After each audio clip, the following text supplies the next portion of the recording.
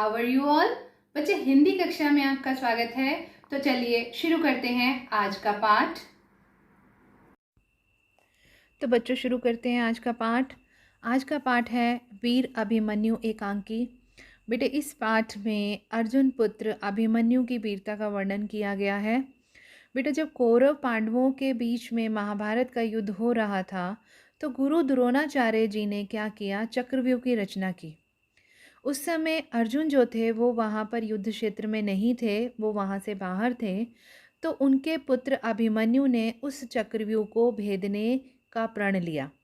उन्होंने कहा कि वो इस चक्रव्यूह को भेदेंगे और सभी पांडवों ने, बाकी पांडवों ने उनके साथ रहने का वचन दिया।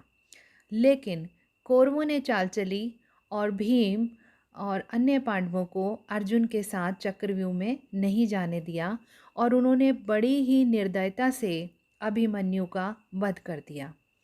तो जब श्री कृष्ण और अर्जुन लौटकर वापस आए और उन्होंने देखा कि उनका पुत्र जो है अभिमन्यु इस प्रकार से युद्ध में मृत्यु को प्राप्त हो गया है, तो अर्जुन ने बहुत विलाप किया, वो बड़ा दुखी हुए और साथ ही साथ उन्होंने यह प्रण लिया कि जिस जयद्रथ के कारण उनके पुत्र की मृत्यु हुई है वो उसका वध करेंगे।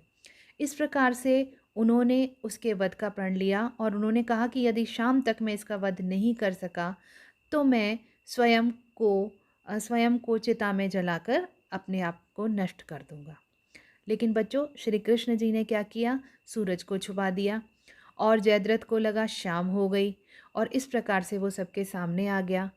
तो श्री कृष्ण ने अर्जुन को कहा कि अरे, अभी सूर्यास्त नहीं हुआ है, और अर्जुन ने उस समय जयद्रथ का वध कर दिया। तो बच्चों, इस पाठ से हमें ये शिक्षा मिलती है कि हमेशा ही कि अधर्म पर धर्म की जीत होती है और असत्य पर सत्य की विजय होती है।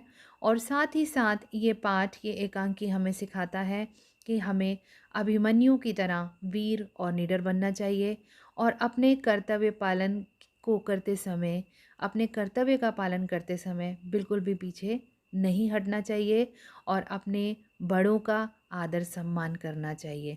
मैं आशा करती हूँ आपको ये पाठ भली प्रकार से समझ आया होगा और अपनी AIS क्लास में हम इस पर चर्चा करेंगे और इस विषय पर नाट्य प्रस्तुति भी करेंगे।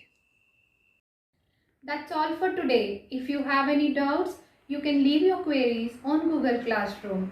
Thank you so much, students. Have a nice day.